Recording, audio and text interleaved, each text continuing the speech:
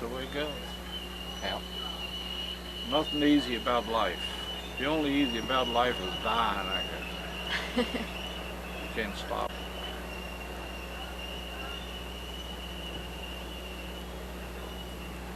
So how long do you plan on living? God, I don't know. Just keep chugging along. One day I guess I'll get something. We're all going to get something. I don't know what it's going to be. I don't want to lay on a bed and suffer in a coma or anything like that. I don't want any life supports or anything like that. If I have to go, just take me quickly. It's harder on the family, but it's better than, you know, having their anguish while you're alive trying to look after you. I've seen people down in the country that are laying in bed for years, too, you know. But in those days, there was no medication like there is today. They didn't know what the heck was the matter with them. Cancer, most of it. Fade away. I don't want anything like that. Here comes Russ with those goodies. What, they're steamed first and then you grill them? Yeah. I think one of the best things I ever did in my life was go in the Navy.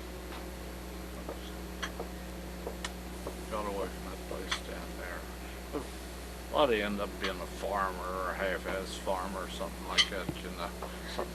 That I really didn't like. I didn't like it.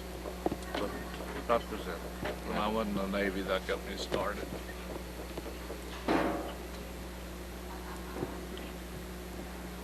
I was in Pearl Harbor. Well, if I'd have stayed on that ship, I'd have been there in Pearl Harbor. See, I enlisted for 4 years. I could extend for 2 years, which I was almost tempted to do.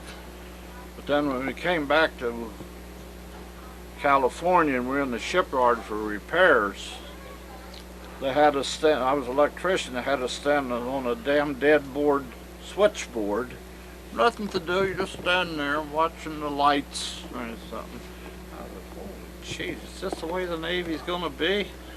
Well, I went up and I told the man, I want to get paid off.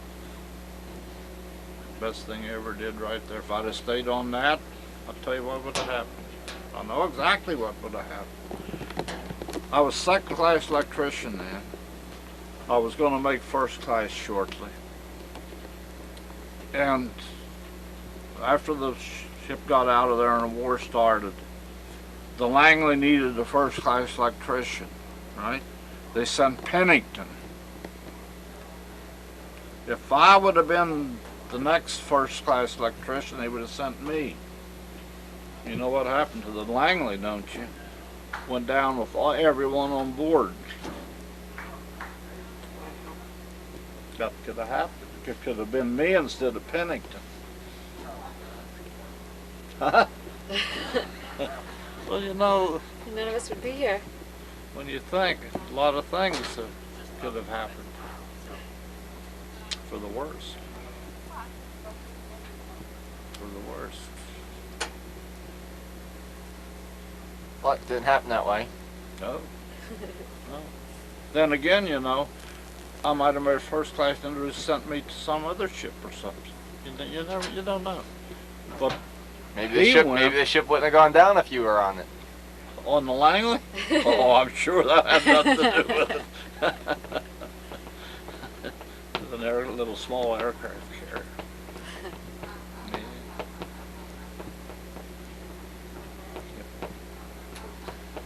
All right. I think I'm going to have to call you quit because I got It's to go getting up. cold. Yeah. Well, thanks for doing it. Thank you. I don't know that I answered all your questions or not. No, that was good. I'm It's sure great there's to sit plenty here and more, listen to but, you. Some good you know, stories. don't think of. I'm sure Mary missed a lot about her relatives, but if she would have known it. If I'd known this, I'd have brought that book about the Wilfongs. It would have been very enlightening. Because I don't remember too much about what's in it. It's a couple pages when they left Germany way back in the early 1700s. And we don't have the earliest records we have are the early 1800s. You know, and it couple, at least 2 generations there, right? Before we have any records. Yeah. And there was people who came, my grandfather had a sister who came here to Illinois and lived by the name of Teeter. They lived down here, I think it was Aurora. I looked it up a couple times. They're outside of Bloomington. But it's very unlikely that any of them people are living today that I could find. Of course, you went down there and you spend some time and went to the authorities and the clerk's office and things like that. There might be some records.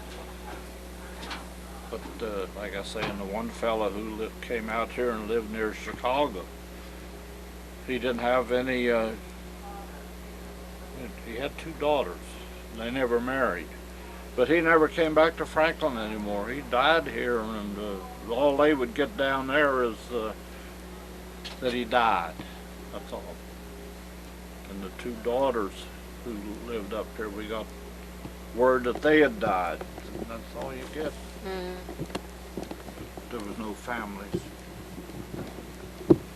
So our part of the Wilfong family is starting to die out.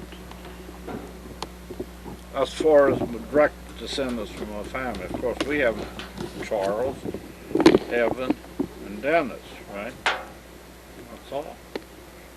Charles has, what, 4 boys or 5 boys? Yep. Dennis has 1, Evan has none, and the girls all have different names from Wilfong, right? Straub and Dylan. Straubs and Dylans. Right, Boy, see that. ruining everything. Right, see. So if you look at it that way,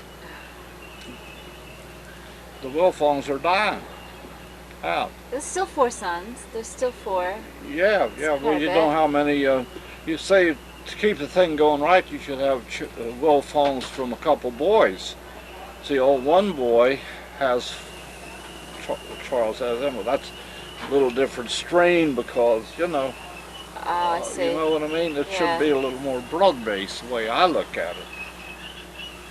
One child is different from another, and his offspring are going to be different from this one, and so forth.